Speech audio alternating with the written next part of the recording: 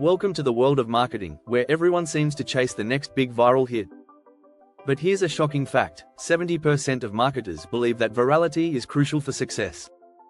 Yet, studies show that only 3% of viral campaigns lead to any significant long-term growth. So, why are so many people focused on going viral? The truth is, chasing viral fame can often be a huge distraction. Imagine spending hours crafting the perfect social media post, only to find it fades away in a week. In reality, successful brands focus on building lasting connections rather than seeking fleeting moments of fame. As you dive into this video, you'll discover how to create a marketing strategy that thrives without going viral. We'll explore the myths surrounding virality, reveal the power of micro-wins, and show you why building relationships with your audience is far more effective. By the end, you'll understand how to create sustainable strategies for lasting success in your marketing efforts. Get ready to rethink what it means to succeed in marketing. It's time to focus on what truly matters. Chapter 1: The Myth of Viral Madness. Many marketers believe that the only way to succeed is by going viral. It's a flashy goal, but it's not the whole story. In fact, most viral moments don't translate to long-term success. Think of how quickly people forget viral sensations. Today's hype fades by tomorrow. Research shows that 60% of viral content doesn't result in brand loyalty or increased sales. The reality is, viral fame is often fleeting. Instead of chasing virality, focus on building a brand that lasts. A great example is Dollar Shave Club, which had a viral video but didn't rely solely on it. They focused on consistent customer service and a subscription model that kept people coming back. Their viral moment grabbed attention, but it was their steady strategy that turned them into a billion-dollar brand.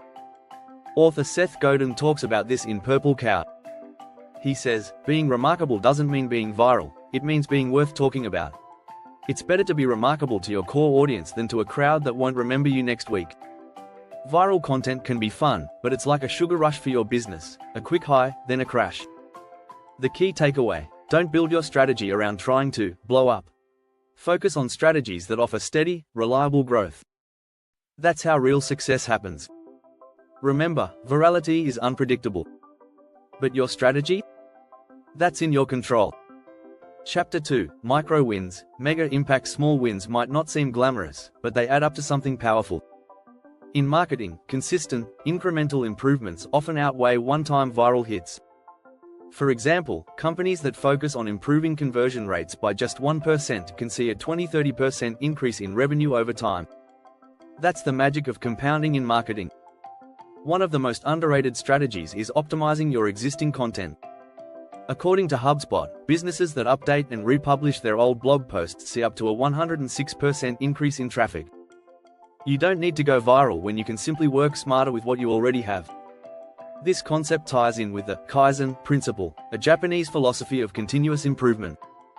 In marketing, the Kaizen mindset encourages you to make small, meaningful changes that improve the user experience and your results. Instead of trying to create a big splash, focus on refining your process little by little.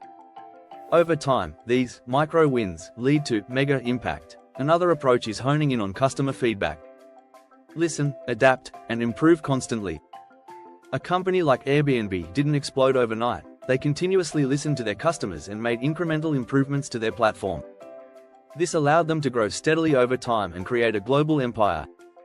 Small, actionable strategies like this might not seem as exciting as going viral, but they are the ones that pay off in the long run. Build on your micro wins, and the impact will grow bigger than any viral moment could offer. Chapter 3: Building relationships. Over reach. Marketing isn't just about reaching millions of people, it's about connecting with the right people. In fact, customer retention is far more valuable than customer acquisition. According to Harvard Business Review, increasing customer retention rates by just 5% can increase profits by 25% to 95%. That's the power of relationships. Think about it: would you rather have 1 million viewers who never buy from you, or 1,000 dedicated customers who keep coming back? The latter wins every time. The best marketers know that the depth of connection with their audience matters more than the size of it. Gary Vaynerchuk emphasizes this in Jab, Jab, Jab, Right Hook. He says, "Care, that's it. Care about your customers more than about yourself, and you'll always win." When you show genuine care for your audience, they notice. This leads to stronger customer loyalty and word-of-mouth marketing, which is far more powerful than a single viral post. One way to strengthen relationships is through personalized marketing. According to Epsilon, 80% of consumers are more likely to make a purchase when brands offer personalized experiences. Personalizing emails, content, and even product recommendations can create a sense of connection with your audience. They feel seen and understood, which boosts engagement and loyalty. Building relationships also means being consistent in how you communicate. A single viral post might give you reach, but consistent, meaningful interaction builds trust. If your audience trusts you, they'll stick around for the long haul, and they'll tell others about you. Ultimately, marketing isn't about chasing virality. It's about creating value for the people who matter most, your customers. When you focus on relationships over reach, you build a community that supports your brand far longer than any viral moment ever could. If you're enjoying this content, make sure to subscribe for more insights and tips to elevate your marketing game.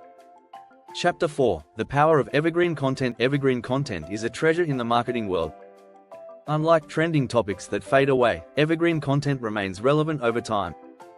Think about it, a well-crafted blog post or video can attract traffic for months or even years.